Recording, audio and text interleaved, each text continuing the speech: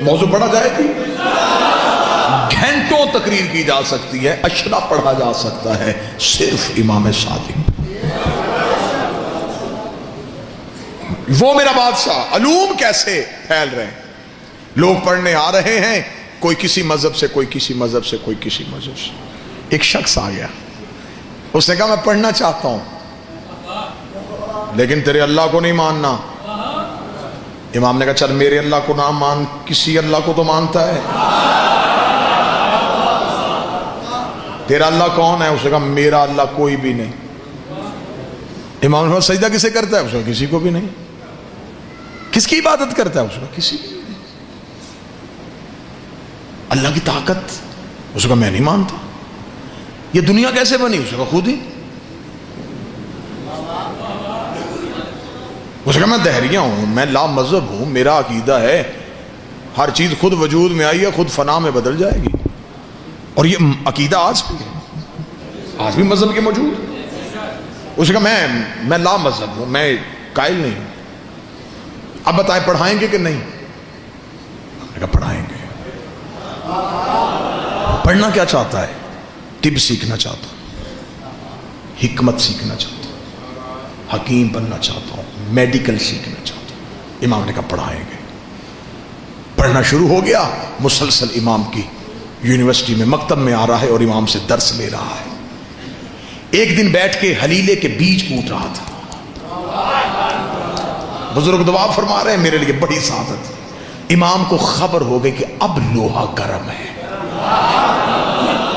وہ بیٹھ کے حلیلے کے بیج کوٹ رہا ہے۔ امام قریب گئے، قریب جا کے امام پتھر پہ بیٹھ گئے۔ امام نے کہا دیکھ تو میرا بڑا شاگرد قابل ہے، جو میں تجھے پڑھاتا ہوں تو سیکھتا ہے اور اس پہ عمل کرتا ہے، آج کوئی امتحان لیں؟ جی مولا لیں۔ امام نے فرمایا کیا کر رہا ہے؟ مالک آپ نے کل والے درس میں بتایا تھا کہ حلیلے کے بیج کوٹ کے ایک صفوف تیار ہوتا ہے جو جلد کے امراض کا علاج ہوتا ہے۔ امام نے کہا اچھا، تو اس پہ تجربہ کر رہا ہے؟ جی تجربہ کر رہا ہوں۔ امام نے فرمایا چل تو مجھے اسی پہ سوال کرتے ہیں، دنیا میں پہلے بیج آیا تھا یا درخت؟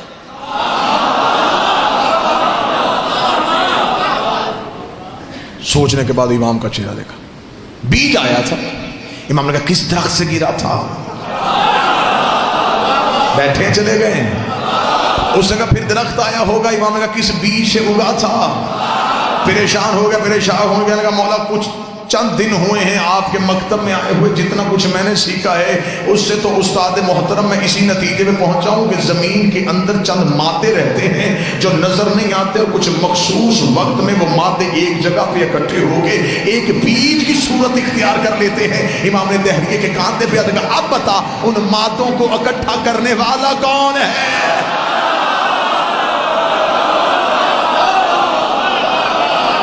کون ہے جو ان مادوں کو اکٹھا کرتا ہے؟ تو نے نہ نظر آنے والے مادے مان لیے، نہ نظر آنے والا اللہ کیوں نہیں ماننا؟ جیسے مادے نظر نہیں آتے ایسے مادوں کا خالق بھی نظر نہیں آتا، جیسے وہ بھی چھپے ہوئے راز ہے ایسے وہ بھی چھپا ہوا راز ہے۔ اتنا کہنا تھا، اس نے قدموں پہ ہاتھ رکھے گا قربان جاؤں تیرے، تو نے صرف اللہ منوایا نہیں، تو نے تو دکھا بھی دیا۔ تو نے منوایا نہیں، تو نے دکھا دیا۔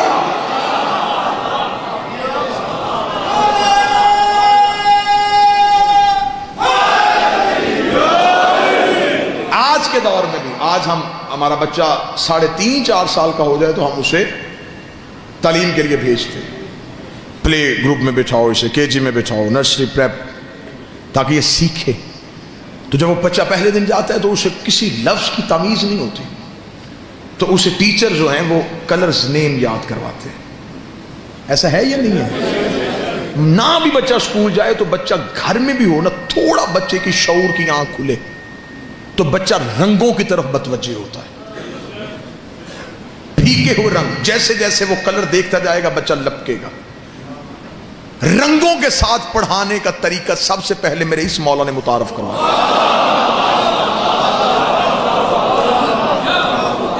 جب لوگ امام سے پڑھنے کے لیے آتے نا تو مولا نے فرمایا اکیلے نہ آیا کرو، گھروں سے بچوں کو لایا کرو۔ انہوں نے کہا مولا اس لیے نہیں لے کے آتے، ہم نے پڑھنا ہوتا ہے، وہ شرارتیں کرتے. امام نے کہا تمہیں نہیں پتا حجت کی محفل میں کوئی شرارت نہیں کرتا. آیا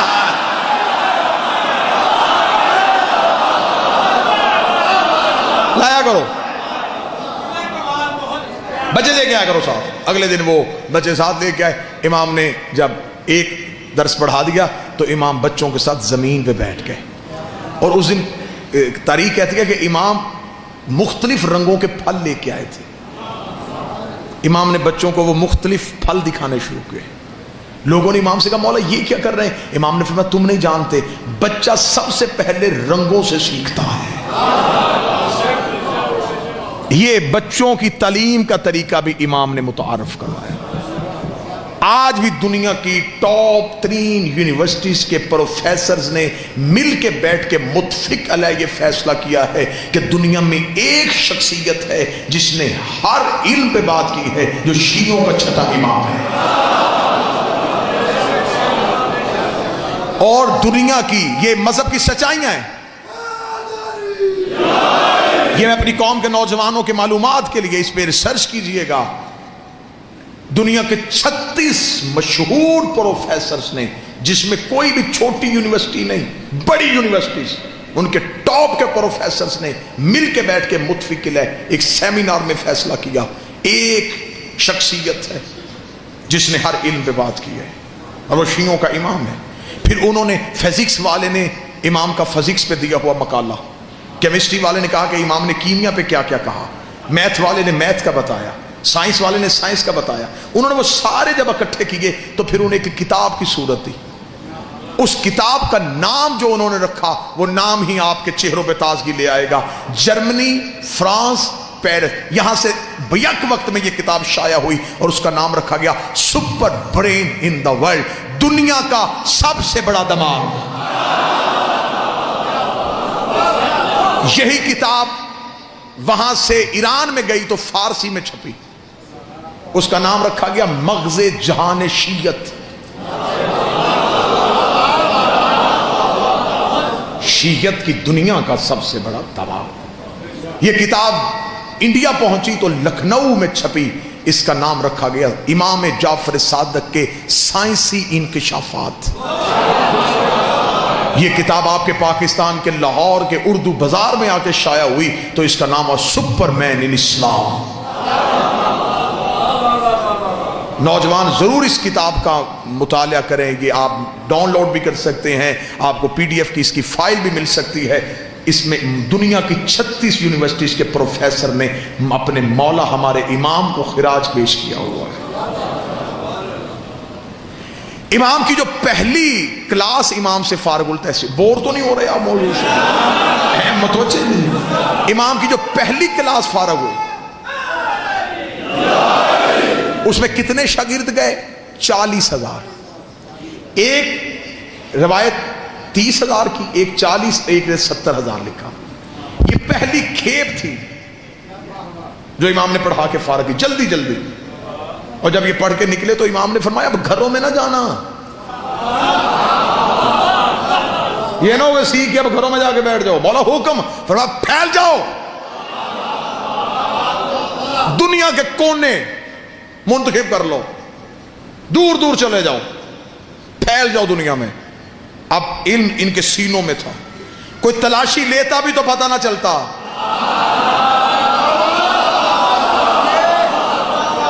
امام نے سینوں میں علم کا بارود بھرا. امام نے مجاہد تیار کر کے علم کے بھیج دیے. امام نے کہا پھیل جاؤ. اب یہ دنیا کے کونوں کونوں میں انہوں نے گھوڑے دوڑائے، چلے گئے. یہ شہروں کو جا کے آباد کرنا شروع کیا، لوگوں کو اکٹھا کرتے، آؤ تمہیں بتائیں، نیا علم سکھائیں. جب یہ بتاتے تو وہ لوگ حیران ہو کے دیکھتے، اتنا کچھ تم کہاں سے سن کے آئے ہو؟ وہ کہتے کالا صادق، ایک سچے نے کہا ہے. آیا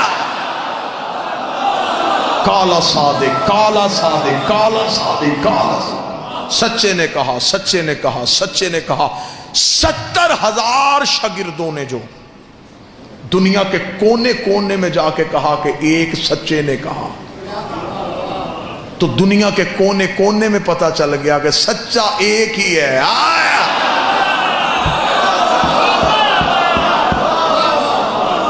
اب یہ فقہ پھیل رہی ہے، جہاں بھی جا رہی ہے یہ فقہ صادقی ہو رہی ہے. اپنے تو آپ کے مذہب کی ابتدا پڑھ رہا ہوں. واللہ با حسین اتنا ظلم ہوا ہے اس مذہب کے علم کے ساتھ.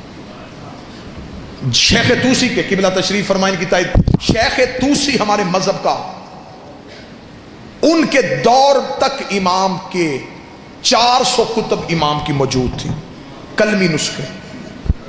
سقوط بغداد جب ہوا تو پھر علماء کہتے ہیں صرف 33 کتابیں بچی، باقی ساری کتابیں ضائع کی گئیں. شیعوں کا علمی ذخیرہ بالکل تباہ کیا گیا. 33 کتابیں بچی. جتنا کچھ آج بیان ہو رہا ہے یہ ان 33 میں سے ہے.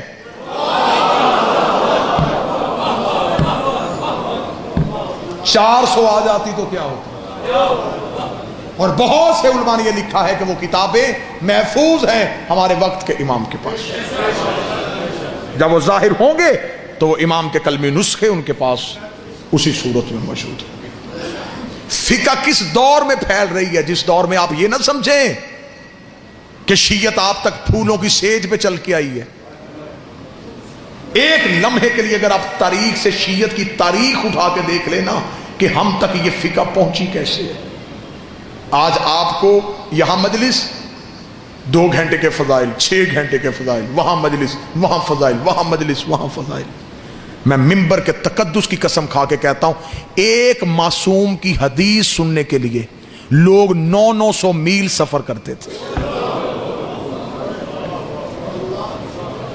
پتہ چلتا تھا کہ 900 میل کے فاصلے میں ایک ایسا محدث رہتا ہے جس کے پاس معصوم امام کی ایک حدیث ہے. لوگ سفر کر کے اس کا پتہ ڈھونڈتے، اس کے پاس جا کے کہتے کہ ہم تجھے جو چاہتا ہے وہ دیں گے، ہمیں وہ مولا کی حدیث سنا دے جو تیرے پاس ہے. میرے 5ویں بادشاہ سے ایک بندے نے پوچھا مولا جب ہم شیعہ آپس میں ایک دوسرے کو ملا کریں تو مولا کیا تحفے دیا کریں جو آپ کی سنت ہو؟ اچھا لباس دیں، بہتر سواری دیں یا اچھی خوشبو دیں؟ امام فرماتے اگر میرا شیعہ دوسرے شیعہ کو بہتر تحفہ دینا چاہتا ہے سب سے بہتر تحفہ یہ جب بھی ایک دوسرے کو ملو ہماری حدیث سنایا کرو. وہ اس سے ملے کہ تیرے پاس کوئی مولا کا نیا فرمان ہے، کہیں سے کوئی نیا بادشاہ کا فرمان سنا ہے تو مجھے سنا. اگر تیرے پاس کوئی مالک کا کوئی نیا عرفان، کوئی معرفت والی حدیث ہے تو مجھے بتا. یہ ابتدا ہے شیعت کی، یہ آغاز ہے شیعت. اگر آپ بالکل جلدی میں زیادہ سے زیادہ نہیں تو 7-8 منٹ میں میں آپ کو ایک قصہ سنا دوں کہ کتنی مشکل تھی اس دور کی شیعت. کہ ایک شخص نے کوفے میں، شیعہ نہیں تھا، غیر شیعہ تھا، امام کی فقہ جو ہے سرکاری طور پہ نافذ نہیں تھی، فقہ دوسری نافذ تھی. اس شخص نے غصے میں اپنی زوجہ کو طلاق دے دی. صبح کو اٹھ کے اس نے علماء سے رجوع کیا. حل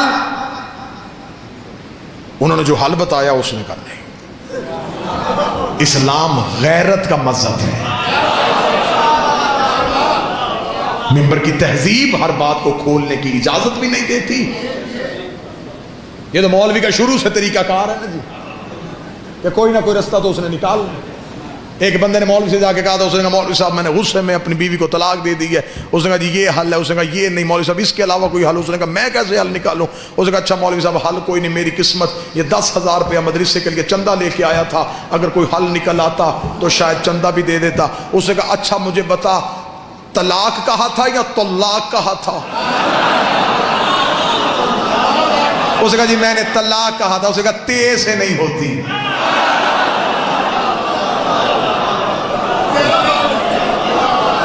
تیرا مخرج ہی ٹھیک نہیں تھا، تو طلاق کہتا.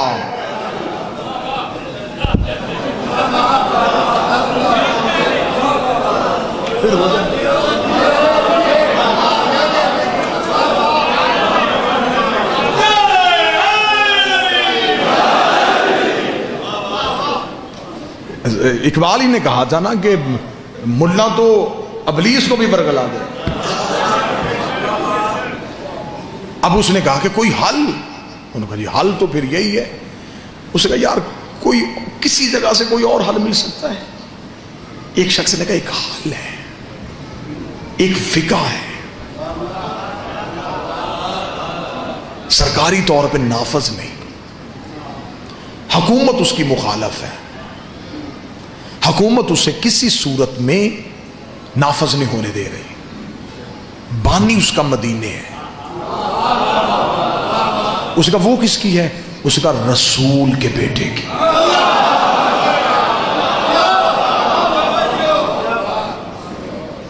اب اس دور میں نہ پریس نہ میڈیا، اس نے کہا کوئی رسول کا بیٹا موجود ہے وہاں پہ؟ وہاں ہے۔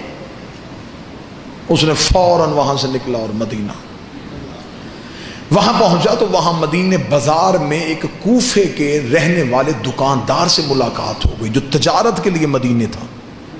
اسے جا کے ویسے ہی حال احوال پوچھنے کے بعد بے نیازی میں کہنے لگا یار امام جعفر صادق، اس نے اتنا کہا، یا دکاندار نے دوڑ کے آ کے منہ پہ ہاتھ رکھا، منہ پہ ہاتھ رکھ کے شہر سے باہر لے گیا۔ شہر کے باہر تنہائی میں جا کے کھڑا کر کے کہنے لگا دوبارہ یہ نام نہیں لینا۔ کیوں؟ اس نے کہا تو نہیں جانتا، انہیں گھر میں پابند کر کے رکھا ہوا ہے، گلی میں فوجی ہے، مخبروں نے اس گلی میں کرائے پہ گھر لیے ہوئے ہیں کہ کون امام سے ملنے آتا ہے۔ حاکم کی طرف سے اتنی سختی ہے کہ جو نام لیتا ہے اگلے دن شہر میں اس کی لاش ملتی ہے۔ تو کوفے کا تھا، اس لیے میں تجھے سمجھانے شہر سے آ گیا، واپس چلا جا، اب مدینے شہر کا رخ نہ کرنا۔ یہ کہہ کے وہ مدینے کی طرف چلا، یا وہ شخص پیچھے چلا۔ اس نے کہا اب کہاں آ رہا ہے؟ اس نے کہا اب ملوں گا، اب یقین ہوگا یہ سچا ہے۔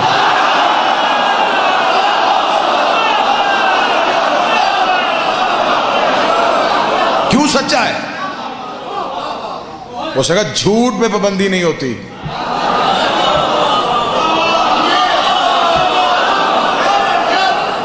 پابندی لگے یا کوئی لگوائے،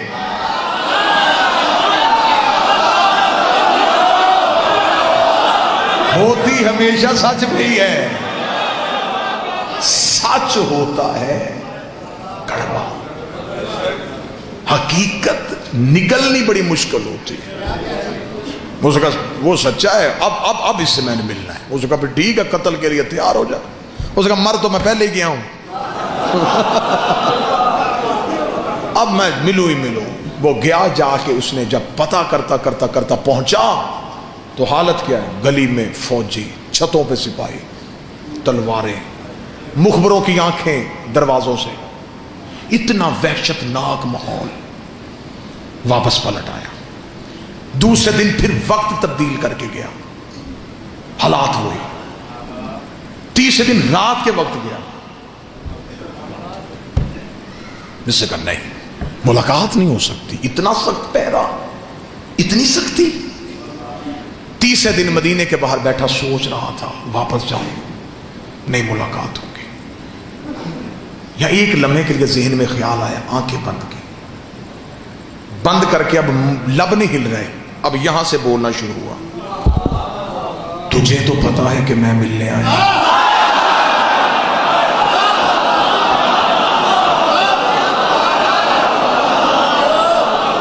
تجھے تو خبر ہے کہ میں آیا، مل لے، بڑا دور سے آیا۔ اب یہ عشق کا تقاضا ہے کہ یہاں کا لہجہ وہ جلدی سنتے ہیں۔ جو ہی اس نے یہاں سے پکارا تو کان میں ایک آواز آئی، سبزی لے لو۔ اس نے پیچھے مڑ کے دیکھا تو ایک سبزی فروش، بسیدہ سا لباس، سر پہ سبزی کا ٹوکرا، بے نیازی سے جا رہا ہے۔ بھائی کہاں جا رہا ہے؟ مدینے۔ کیا کرتا ہے؟ اس کا سبزی بیچتا ہوں۔ بھائی کبھی محلہ بنی ہاشم میں گیا ہے؟ روز جاتا ہوں۔ کبھی امام سے ملا ہے؟ نہیں ملا تو نہیں ہوں، لیکن میں چاہتا ہوں، کیونکہ میں کسی سے کوئی میرا تعلق نہیں، میں تو دکاندار ہوں، میں سبزی بیچتا ہوں۔ اچھا تجھے کوئی روکتا نہیں؟ مجھے کیوں روکنا، میں تو اپنے کاروبار کے لیے آتا ہوں۔ بھائی سبزی بیچے گا؟ کیا لے گا؟ نہیں ساری دے۔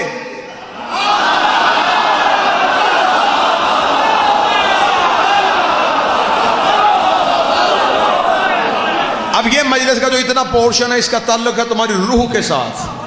یوں تمہارے بدنوں سے روحیں پرواز کریں گی اور تمہیں یوں مدینے میں دہلیز بادشاہ کا سجدہ نصیب ہو. اچھا ساری سبزی بیچ بھائی, لباس بدل لے. یہ میرا نیا لباس ہے, قیمتی ہے, یہ لے لے, یہ بسیدہ لباس دے دے. لباس تبدیل ہوا, سبزی کا ٹوکرا سر پہ دیا. مدینے کے سیال کوٹ میں جملہ ضائع ہو گیا تو پھر آج کے بعد اس موضوع پہ یہ جملہ میں ممبر پہ پڑھوں گا ہی نہیں. کتنا اچھا تھا, سبزی فروش بن گیا, ضمیر فروش نہیں بنا. واہ یا حسین, یہ ہے قدر, اسے کہتے ہیں قدر. سبزی فروش بن گیا,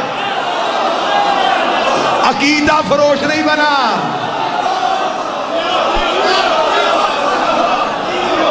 عقیدہ نہیں بیچا.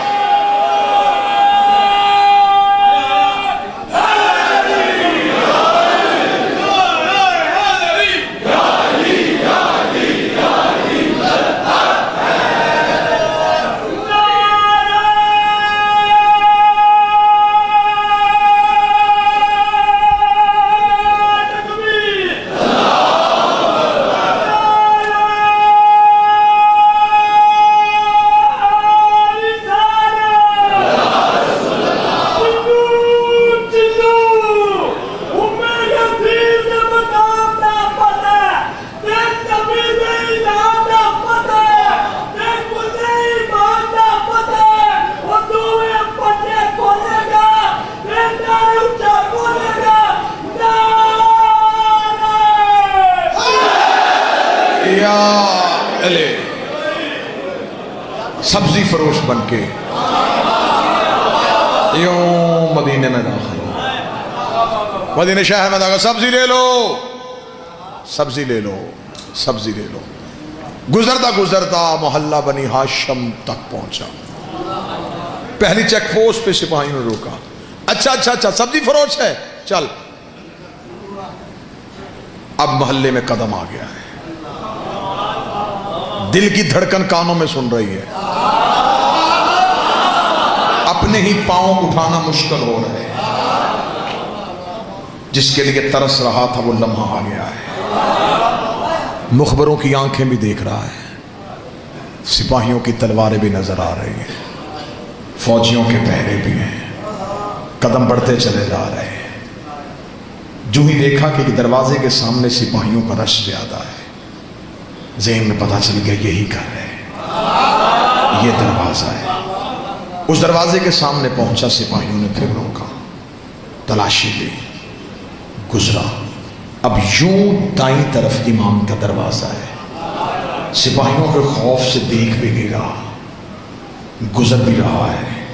اگلا قدم دروازے سے آگے بڑھنے والا تھا, یا پھر یہاں سے بولا یہاں تک میں آ گیا ہوں, یہاں تک آنا میرے بس میں تھا, یہاں تک میں پہنچ گیا ہوں. اب گیا تو پھر میں چلا جاؤں گا, اب نہیں میں واپس آؤں گا. مجھے 3 دن ہو گئے تیرے انتظار میں, اب تو مجھ سے مل لے. چل جواب نہ بتانا, مل تو لے, چل دیکھ تو لوں. ابھی یہ کہہ رہا تھا یا امام کی حویلی کا دروازہ کھلا, نوکر کی آواز آئی, سبزی فروش اندر آ, آج مولا نے سبزی دے کے لینی ہے. تو بیٹھا ہے سیال کوٹ میں, آج میرے مولا نے سبزی دے کے لینی ہے.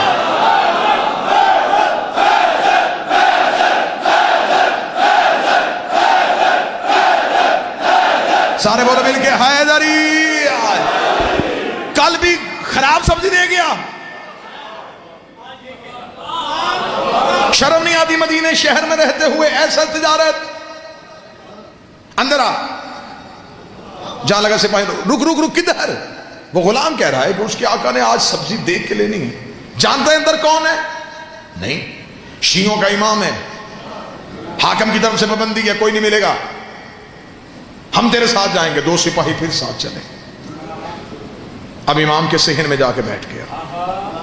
سبزی کا ٹوکرا سامنے، سپاہی دائیں بائیں، نظریں ہیں امام کے حجرے کے دروازے۔ کتنا خوش نصیب تھا بادشاہ کے سینے میں بیٹھا، نظریں یوں حجرے کے دروازے پہ اور دیکھ رہا ہے۔ دیکھوں گا، پوچھوں گا کچھ نہیں، دیکھو تو صحیح کہ محمد کیسے تھے۔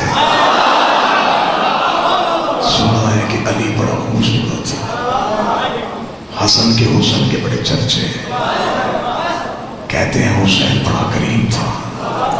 اس سے پتہ چل جائے گا یہ کیا ہے، یہ کون ہے، یہ کیسے ہیں۔ دل تیز تیز دھڑک رہا ہے، سانسیں بند ہو رہی ہیں۔ حجرے کا دروازہ کھلا، امام کا پہلا قدم سین میں آیا، آنکھیں ایسے رک گئیں جیسے مصر کی عورتیں یوسف نے۔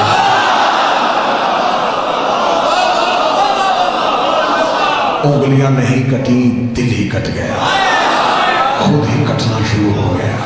امام کے قدم چل رہے ہیں، سر پہ رسول والا امامہ، علی والی دستار، عصائے موسیٰ کو ہاتھ میں لیے ہوئے، حسین جیسا چہرہ، حسن جیسا ماتھا، سجاد جیسی آنکھیں۔ چلتے چلتے امام سبزی کی ٹوکری کے قریب بیٹھ گئے۔ امام نے یوں کپڑا ہٹایا، یہ صرف رخ امامت کو دیکھ رہا ہے، سوالی سوال کو بھول چکا تھا، یہ اپنے مقصد کو بھول چکا تھا، یہ صرف چہرہ امام کی زیارت کر رہا تھا، یہ خوشبو امامت کو اپنے اندر محسوس کر رہا تھا۔ یا تھوڑی دیر کے بعد سے اپنا چہرہ امام کے قریب کیا، ابھی بولنے کے لیے لب کھولنے لگا تھا، یا امام نے جھکی نظروں سے کہا تیری طلاق نہیں ہوئی۔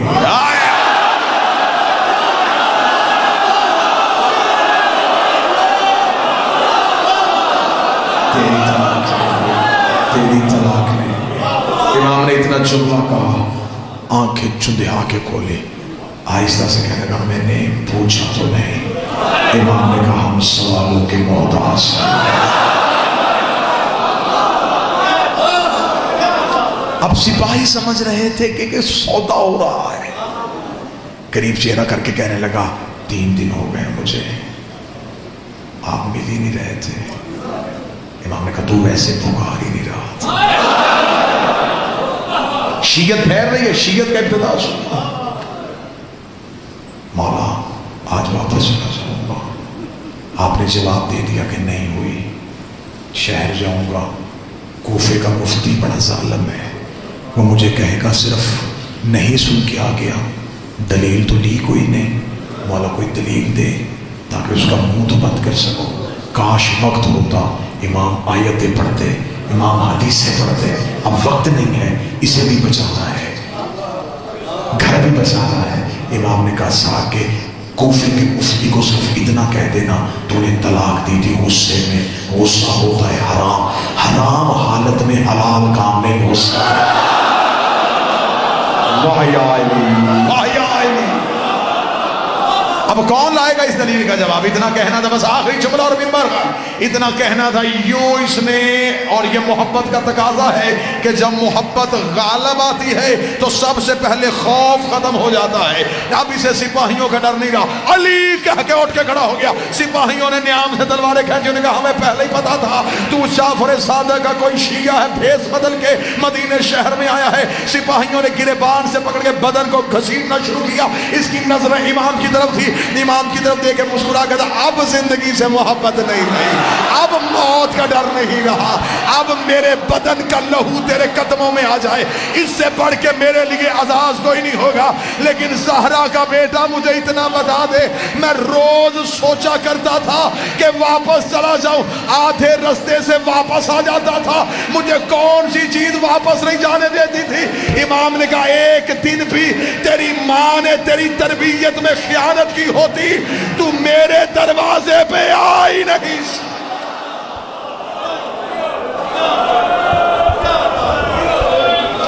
تو آ گیا امام کے گھر پہ اس لیے کہ تیری ماں اچھی تھی، محبت ہے آپ کی، یہ پیار ہے سیالکوٹ کا، میں مقروض ہوں آپ کی محبتوں کا۔ آپ کی محبت میں بڑھ گیا، جس نے پوری کائنات کو بولنا سکھایا تھا، اس کی ماں بازار میں چادر مانگ رہی تھی.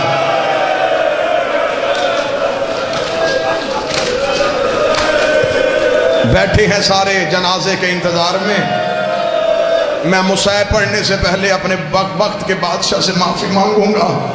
مولا مجھ نوکر کو معاف کرنا، میں تیرے جد کے فضائل پڑھنے میں اتنا مگن تھا. مولا جنازے میں دیر ہو گئی. آج کے جنازے میں دیر اس لیے بھی نہیں کرنی چاہیے تھی کہ اس جنازے کو کاندھا دینے کے لیے وہ آیا ہے جو 14 سال کا تھکا ہوا ہے، جس کی کڑیاں بھی نہیں کھلی تھی، جس کے زیور بھی نہیں اترے تھے. وہ آج جنازے کو کاندھا دے کے رو کے کہے گا میرا تو کسی نے نہیں اٹھایا اور میں اپنے بابے کا جنازہ اٹھا رہا. جتنے مات میں بیٹھے ہو کوشش کروں گا شہادت کے 2-4 جملے پڑھ سکوں. غربت میں اس کی اپنی مثال. یہ جتنے مات میں بیٹھے ہو نا، میں واللہ حسین اشرا ہوتا تو میں امام صادق پہ پڑھتا. عزاداری طریقہ ہی اس مولا نے سکھایا. یہ جو ہم ماتم کرتے ہیں نا، یہ جو ہم روتے ہیں، اس کی تہذیب بھی ہمیں اس بادشاہ نے سکھائی ہے. عزاداری کے طریقے اس مولا نے سکھائے ہیں. اس کی پہلی نشانی بتاؤں، مدینے کے لوگ کہتے ہیں ہم محرم کا چاند آسمان پہ نہیں دیکھتے تھے. وہ کہتے جعفر صادق کے گھر سے رونے کی اتنی آوازیں آتی ہمیں پتہ چل جاتا کہ محرم کا چاند طلوع ہو گیا ہے. امام بارگاہوں میں، گلیوں میں، چوراہوں میں رونے والوں، تم روتے ہو تھوڑی دیر کے لیے، بیٹھ کے روتے ہو. روتے روتے کوئی مرد مومن چہرے پہ اپنے ماتم کرے، کوئی پرسا دے، ساتھ والا مومن ہاتھ پکڑتا ہے، کوئی گر جائے، ساتھ والا مومن پانی پلاتا ہے. اگر برداشت کر سکو تو میں پڑھوں روایت. رکھ میرے سر پہ قرآن، مدینے کا رہنے والا ہے، نام اس کا یحییٰ ہے. اس نے روایت کیا، اس نے کہا 1 سال میں مدینے میں تھا، میں نے دیکھا کہ لوگ ٹولیوں کی صورت میں جعفر صادق کے گھر کی طرف دوڑ رہے تھے. میں نے پوچھا کیا ہوا؟ انہوں نے کہا محرم کا چاند آ گیا ہے، ہم امام کو پرسا دینے جا رہے ہیں. وہ کہتا میں بھی اسی رش میں شامل ہو گیا. یحییٰ کہتا جب میں گیا امام کے دروازے پہ لوگوں کا رش تھا، جعفر صادق کے دروازے پہ لوگوں کا ہجوم تھا. یحییٰ کہتا میں نے بھی اپنا گریبان کھولا، میں بھی امام کے دروازے پہ کھڑا ہو گیا. یحییٰ کہتا میں اپنے پنجوں پہ کھڑا ہو کے میں نے دیکھا کہ کوئی شخص زمین پہ لیٹ کے رو رہا ہے. وہ کہتا میں نے ایک بندے سے پوچھا یہ کون ہے؟ اس نے منہ پہ پیٹ کے کہا یہ ہمارا امام ہے، نام جس کا جعفر صادق ہے. وہ کہتا میں نے حالت دیکھی، بطول کا بیٹا کبھی دائیں کروٹیں لیتا، کبھی بائیں کروٹیں لیتا. وہ کہتا میں روتا روتا قریب گیا، میں نے قدموں پہ ہاتھ رکھ کے کہا او کائنات کو صبر سکھانے والے، تیری یہ حالت کیوں ہو گئی ہے؟ امام نے انگلی کا اشارہ کر کے کہا وہ چاند طلوع ہو گیا جس نے میری ماں کو زخمی کر دیا، جس نے میری ماں کی ردائیں چھین لی. 2 منٹ میں اشارہ کروں تو بولتا. سارا سال اس امام کے دکھ نہیں پڑے جاتے. جہاں اتنا بیٹھے ہو، ساتھ یہ 8 منٹ اس مولا کے درد سننا. قبر مبارک کہاں؟ بقیہ میں. آج بھی ماں کے پہلو میں ہے. وہاں ایک ماں، 4 بیٹے، 5 کی غربت یہ علیحدہ. حسین کی لاش 3 دن بغیر کفن کے پڑی رہی. آج کربلا جا دیکھو، حسین کے روضے، حسین کا صحن، حسین کا محل بنا ہوا ہے. غازی کے بازو قلم ہوئے غازی کا روضہ ہے. اللہ جانے کتنے دکھی کیا ہے ان اماموں کو. آج بھی دھوپ کی چادر ہے، آج بھی قبر پہ چراغ کوئی نہیں.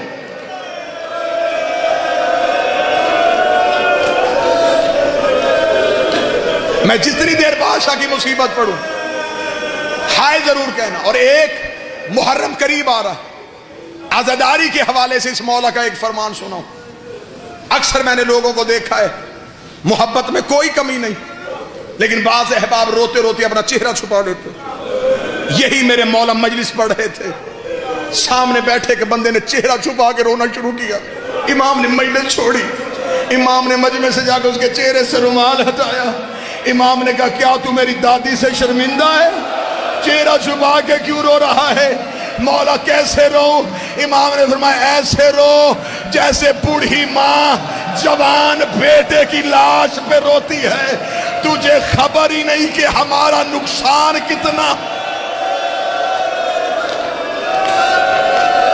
چیخے مار کے رونا اس مولا کی سنت ہے۔ شکل کے بگڑنے کا خوف کبھی نہ کرنا، مرتے ہوئے اس کی شکل نہیں بگڑتی جو حسین کے غم میں اونچی آواز میں روئے۔ دوسری تہذیب اس مولا کی، مولا جس جگہ پہ مجلس ہوتی تھی، مولا مجلس میں آتے، مولا بیٹھنے سے پہلے اس جگہ کو چومتے۔ مولا نے کہا اگر دنیا کو پتہ چل جائے حسین کے رونے والی جگہ کی منزلت کیا ہے، امام فرماتے لوگ اپنے گھروں میں جانا چھوڑ دیں۔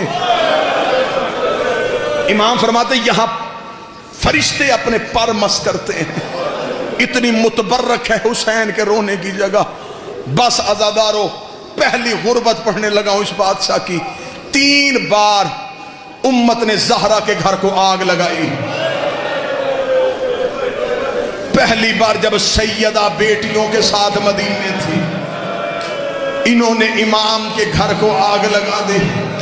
8 شوال یوم نہدا میں جنت البقیع بھی گزرا ہے۔ میں بطول کی غربت پہ ایک جملہ پڑھ دیتا ہوں، رکھ میرے سر پہ قرآن۔ انہوں نے صرف دروازہ نہیں گرایا تھا، انہوں نے بطول کی حویلی گرا دی تھی۔ میں نے اپنے کانوں سے ایک عظیم عالم دین سے روایت سنی ہے، اس نے کہا اس سے بھی زیادہ غریب ہوگا علی کہ مسلمانوں نے علی کے گھر کی دیوار گرا دی۔ کئی دن علی نے کپڑا لگا کے بیٹیوں کے پردے کا بندوبست کیا، رو رو کے گلی میں کھڑا ہو کے کہتا تھا اس گلی سے نہ گزرنا، میری بیٹیاں بیٹھی۔ دوسری بار امت نے آگ لگائی کربلا کے جنگل میں، بطول کی بیٹیوں کے خیمے میں۔ تیسری بار آگ کب لگی؟ جب جعفر صادق اپنے گھر میں اولاد کے ساتھ رہ رہے تھے، ابن زید ملعون نے سپاہیوں کو ساتھ لے کے جعفر صادق کی حویلی کو آگ لگا دی۔ دعا کیا کرو رات کے وقت کسی شریف کے گھر کو آگ نہ لگے۔ ادھر امام کی حویلی کو آگ لگی، امام کی 3 بیٹیاں تڑپ کے اٹھی، وہاں گئی جہاں تیرا 7واں امام تھا، رو کے کہتی قاسم جاگ، ہمارے گھر کو آگ لگ گئی ہے۔ امام نے اپنے سر سے امامہ اتارا، امام نے کپڑے سے آگ کو بجھانا شروع کیا، امام کے امامے کو آگ لگی۔ موسیٰ کاظم کی چھوٹی بہن نے امام کے کرتے پہ ہاتھ ڈالا، رو کے دی کاظم تیرے امامے کو آگ لگ گئی ہے۔ کاظم نے بہن کو سینے سے لگایا، رو کے کہتے ہو قربان جاؤں، تجھے بھائی کا چلتا ہوا امامہ برداشت نہیں ہوا۔ ہائے غربت میرے دادے سجاد کی، جس کے سامنے آ کے سکینہ نے کہا سجاد میرے کرتے کو آگ لگ گئی، اوہ مجھے بتا میں جل کے مروں، برداشت کرو گے؟ لے آؤ جنازہ غریب کا، یا کوئی ماتمی مر جائے گا۔ جعفر صادق کا جنازہ، بطول کے بیٹے کا جنازہ، بغداد کے قیدی کے غریب باپ